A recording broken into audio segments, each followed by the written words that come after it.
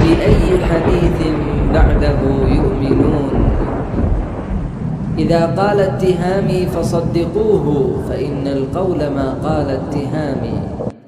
بسم الله الرحمن الرحيم. ولما رأى المؤمنون الأحزاب قالوا هذا ما وعدنا الله ورسوله وصدق الله ورسوله وما زادهم إلا إيمانا وتسليما. ولما رأى أنصار الإمام المهدي حرب أمريكا وإيران قالوا هذا ما وعدنا الله في إلهام الإمام حسن التهامي وصدق الله في إلهامه للإمام حسن التهامي وما زادهم إلا إيمانا وتسليما. فبأي حديث بعده يؤمنون. استشرف السيد التهامي حربا عبوسا دبورا، بمعنى تكلح فيه وجوه المتقاتلين فيخرج المنتصر مهزوما، حرب تحمر فيها السماء ويقطر البحر دما، وهذا إلهامه قبل 7 سنوات. نذكر بإلهام السيد حسن التهامي عليه السلام الذي أعلن عنه في 24 شعبان عام 1440 الموافق 29/4 عام 2019. والإلهام يقول: حرب عبوس دبور تحمر فيها السماء ويقطر البحر دما ويهلك الحرث والنسل ويصير الفارس كما إذا ما أتى النيروز والعلج يجوس. رأيت العرب من كل حدب تهب، عندها ترى المحط قد توسط والمال قد كسد والسوق تبور والغنى دبور. لا تسل عن هلكة الطغاة وتوقف البغاة، فلا ترى قويا على قوي. الجوع لا يرحم صغيرا ولا كبيرا ولا طفلا صغيرا ولا غنيا ولا فقيرا. الكل حينها يطلبك ويتمناك ويعشقك، وسيختلف الأقران والأصحاب والقرنان، وستسقط قوى وتقوم أخرى، والكل قد سلم للأمر المسلم، والكل قد استسلم لأمر الإله المهيمن.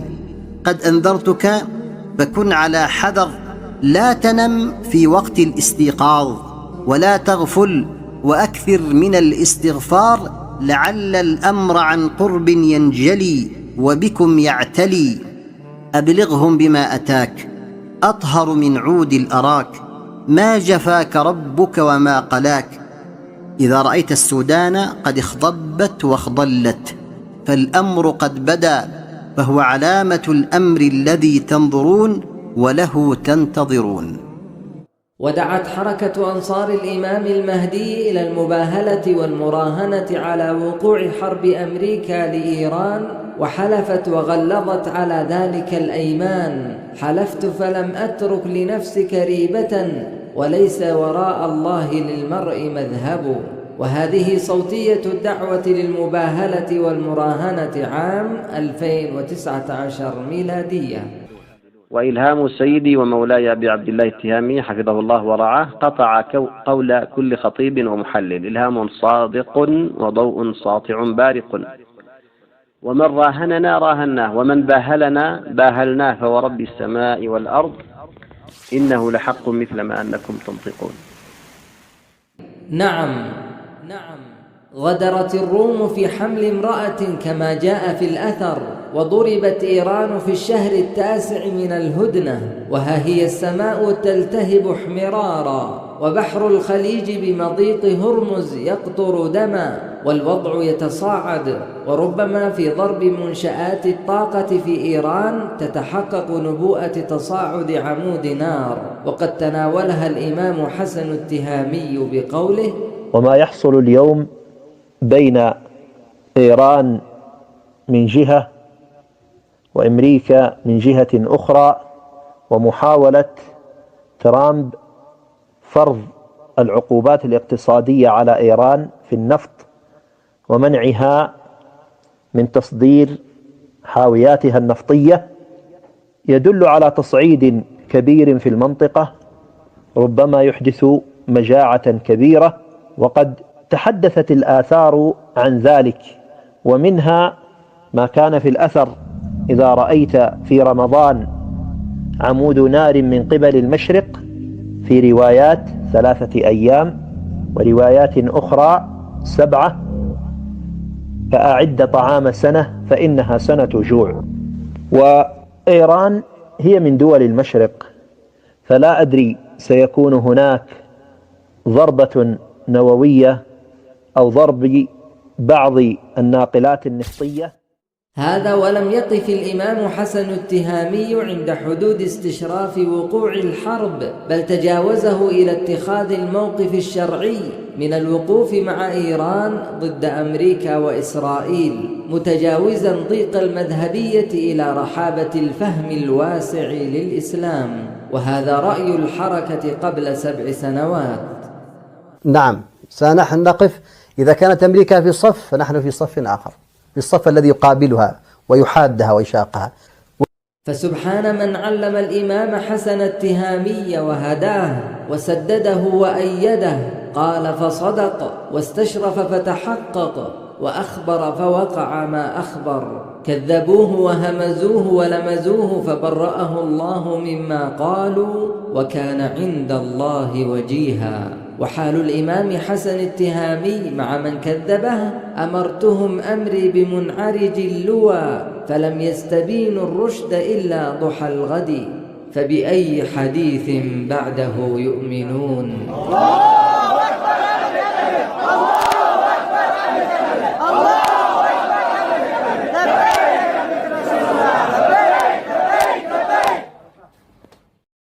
لقد درج الحال على معرفة العلماء للفتنة وهي مقبلة، وأما إذا أدبرت الفتنة عرفها الناس كلهم، قاصيهم ودانيهم، عالمهم وعوامهم. وإليك نموذج ومثال. في عاصفة الحزم والوهم والوهن التي شنها النظام السعودي ضد أهل اليمن، اشتبهت الفتنة على علماء كثر فأيدوها وباركوها، وهذه أقوالهم وتصريحاتهم. عاصفة الحزم المباركة بأثرها وبنتائجها وبأهدافها وبثمارها بإذن الله عز وجل. في عاصفة الحزم الآن حق وواجب على أمة الإسلام أن تؤدب هذه الطائفة المنحرفة المعتدية، ويجب على جميع المسلمين أن يقفوا معهم، إما بالدعاء وإما بالمساندة وإما بغير ذلك. عاصفة الحزم كانت توجها لإيقاف التمدد الإيراني والميليشيات أيضا الحوثية عند حدها، لأن تشكل 2 إلى 3% من الشعب اليمني. يجب أن لا ننسى الرجال الذين يفترشون الأرض ويلتحفون السماء ويقفون على دباباتهم وعلى مدافعهم وفي طائراتهم يحمون بلادنا من المد الصفوي. الحركات الإسلامية جميعا في جميع أقطار الدنيا اليوم وقفت مع السعودية في قضية اليمن. نعم. ووقفت مع السعودية ضد التهديد الإيراني. لما تحركت عاصفة الحزم كان لي لقاء تلفزيوني باركتها وقلت استبشرنا خيرا. وحماسنا لعاصفة الحزم، ومع تأييدنا لعاصفة الحزم، ومع توقعاتنا إن شاء الله المشجعة لعاصفة. بلغ السيل الزبا نسقت المملكة ودول عربية وإسلامية مع حكومة اليمن ومع رؤساء القبائل فيها ووجوه القوم وعقلائهم للدخول العسكري لكف هذه الفئة وطغيانها. ثم تراجعوا واعترفوا بخطأ تأييدهم ومباركتهم، وهذا تراجعهم. ولذلك نحن أيدنا في البداية عاصفة الحزم. نعم. عندما كانت حسب ما أعلن أنها لقتال الحوثي ورد الفئة الباغية وإعادة الشرعية إلى اليمن. نعم. وتمكين أهله من حقوقهم، إعادة ممتلكات الناس إليهم. لكن الظروف بعد ذلك تغيرت تغيرا كبيرا، فأصبح القتال فيه فتنة، لأنه يقتل فيه الناس من غير سبب. طيران تملكه دول المفروض أنها جاءت لنصرة المظلومين، إذا تقدم المظلومون لتطهير شيء من أرضهم أو تحريره قصفهم هذا الطيران. فلما تحركت عاصفة الحزم كان لي لقاء تلفزيوني باركتها وقلت استبشرنا خيرا، لكن مع الوقت مع الوقت رأينا ما تفعله الإمارات. كنت أظن إلى فترة أن المملكة العربية السعودية مغرر بها من قبل أبو ظبي، ولكن يبدو أن أبو ظبي هي عاصمة القرار العربي الآن. لكن السيد التهامي عليه السلام استشرف وقوع عاصفة الحزم قبل حدوثها، وحدد نهايتها قبل انتهائها، واستشهد على ذلك بأثر علمه وجهله غيره وعرفه وخفي على من سواه، وهذا قوله: عن عبد الله بن عمرو بن العاص: وجلس في مسجد دمشق وحوله أهل اليمن، ليس حوله أحد غيره، فقال: كيف بكم يا أهل اليمن إذا أخرجناكم من الشام إلى أطراف يمنكم واستأثرنا بها عليكم؟ قالوا: وكائن ذلك يا أبا عبد الرحمن؟ قال: نعم ورب الكعبة. فسكت اليمانيون، فقال: ما لكم لا تكلمون؟ قالوا: أفنحن فيه أظلم أم أنتم؟ قال: بل نحن أظلم. فقال اليمانيون: إذن فسيعلم الذين ظلموا أي منقلب ينقلبون. قال: أما لو أدركت ذلك الزمان لكنت مع أهل اليمن ولخرجت معهم وإن لهم الغلبة. وإن لهم الغلبة. أفمن يهدي إلى الحق أحق أن يتبع أم من لا يهدي إلا أن يهدى؟ أفمن كان على بينة من ربه كمن هو في ظلمات التكهنات والتخمينات يتخبط خبط عشواء، فبأي حديث بعده يؤمنون؟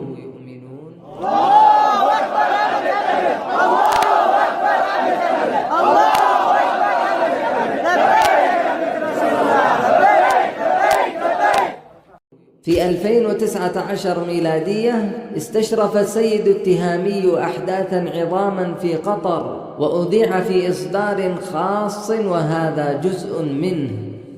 جاء إلهام لسيد أبي عبد الله التهامي عليه السلام بتاريخ 2 صفر 1441 الموافق 1/9/2019.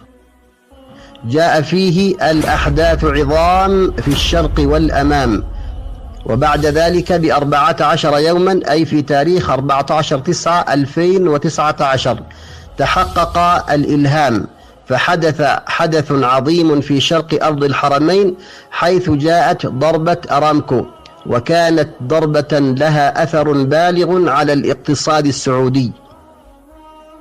وجاء بعد ذلك إلهام آخر لسيد أبي عبد الله التهامي عليه السلام، كان مما جاء فيه: قد قلنا لك الأحداث عظام في الشرق وفي الأمام، أما في الشرق فقد كان ما كان، يعني ضربة أرامكو، وأما الأمام فقطر بني تميم بلد حمد وتميم.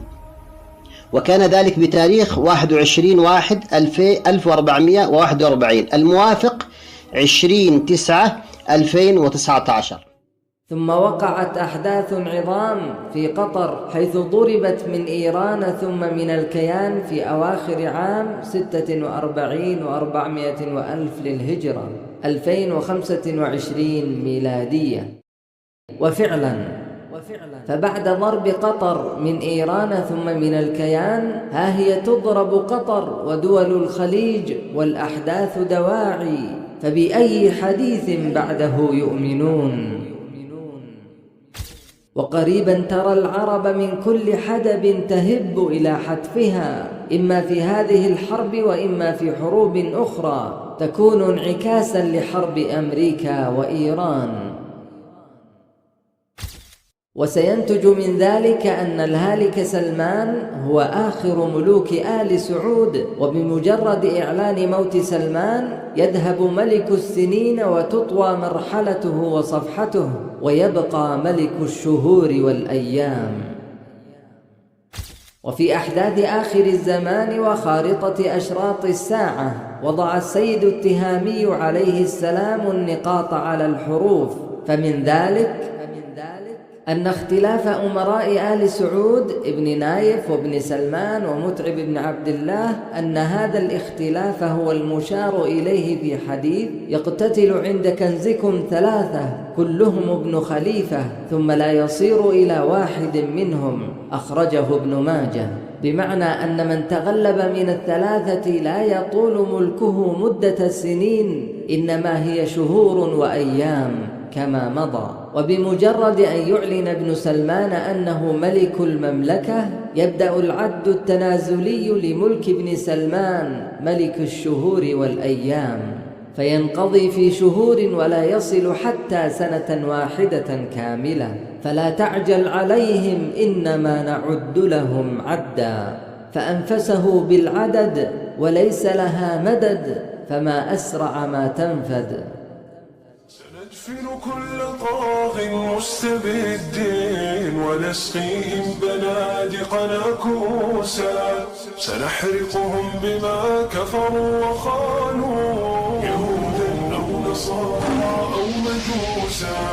قريبا يا ابن سلمان انتظرنا، ستصبح بعدنا كلبا يئوسا. وحتى تكتمل الصورة فمن الجدير بالذكر هو تحقق رواية تطلع الرايات السود من قبل المشرق فيقتلونكم قتلا لم يقتله قوم، أخرجه ابن ماجه. وقد ظهرت الرايات السود أصحاب الدولة وقاتلوهم قتالا لم يقتله قوم، ظهروا ولن يكون لهم ظهور بعد ذلك. ومن النقاط التي وضعها الإمام حسن التهامي على حروفها قول النبي صلى الله عليه وآله وسلم: لا تقوم الساعة حتى تنصب الأوثان، وأول من ينصبها أهل حضر من تهامة، أخرجه نعيم بن حماد في الفتن. قال الإمام حسن التهامي عليه السلام: لا إله إلا الله، تطوى الليالي والأيام وتنصرم الشهور والأعوام، وما كنا نظن أن هبلا يوما سينصب، ولا اللات يوما سترتفع، ولا عمرو بن لحي يوما سيرجع، ولكن لا غرب ولا عجب، إذ قال رسولنا صلى الله عليه وآله وسلم: لا تقوم الساعة حتى تنصب الأوثان، وأول من ينصبها أهل حضر من تهامة. رواه نعيم بن حماد في كتاب الفتن عن ابن عمر. وهذا مما يجعل عباد صنم الحرية أهلا لاستحقاق ما يحل بهم في قادم الأيام. فكيف اهتدى الإمام حسن التهامي لهذا وخفي على غيره؟ قل إنما أعظكم بواحدة أن تقوموا لله مثنى وفرادا ثم تتفكروا ما بصاحبكم من جنة إن هو إلا نذير لكم بين يدي عذاب شديد. فبأي حديث بعده يؤمنون؟ يا يوسف الزمان، يوسف أيها الصديق، أفتنا في أشراط الساعة وأحداث آخر الزمان. ليت شعري كيف اهتديت لهذا كله وخفي على غيرك، كيف استشرفت المستقبل البعيد. من أنت أيها السيد التهامي؟ وما حقيقتك؟ وما سر علمك يا إمام؟ أبا النهج الرشيد، سلام يا أبا الهدي السديد، سلام يا مولاي، سلام يا مولاي، سلام يا مولاي. وفي الختام فهذا غيض من فيض وقطرة من مطرة وقليل من كثير. السيد التهامي تحدث عن أحداث كثيرة في أشراط الساعة وأحداث آخر الزمان، ومن أهم ما تطرق إليه أنه أخبر أن بوابة المخرج من الفتنة هو الإعداد لنصرة الإمام المهدي عليه السلام والتحضير لبيعته.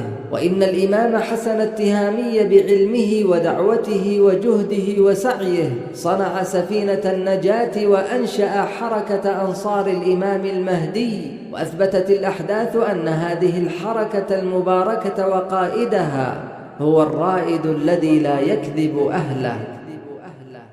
وها هي الأحداث تصرخ بصدق الإمام حسن التهامي وتفوق علمه وحسن توجهه. فبأي حديث بعده يؤمنون؟ إلى من يحن إلى عز الإسلام وشرف الدنيا ورفعة الآخرة. هذه أبواب خير قد فتحت وإشراقات أنوار قد التمعت، فأين أنت من السبق إليها والتنافس فيها؟ وهذه حركة أنصار الإمام المهدي عليه السلام، أبوابها مشرعة لكل من يرغب في نصرة الإمام المهدي سبط سيدنا النبي وحفيد الإمام علي. فاركب معنا وإلى الهدى ائتنا، إن هذا العصر ليل فأنر أيها المسلم ليل الحائرين، وسفين الحق في لج الهوى لا يرى غيرك ربان السفين. فاركب معنا وإلى الهدى ائتنا. تمحو باسم ربك كل ما يجثو بصدر العالم المتناحر، ولسوف تثر الأرض عدلا مثلما ملئت بظلم ابن الظلام الماكر، ولسوف ترفع بالكرامة أمة هي بانتظار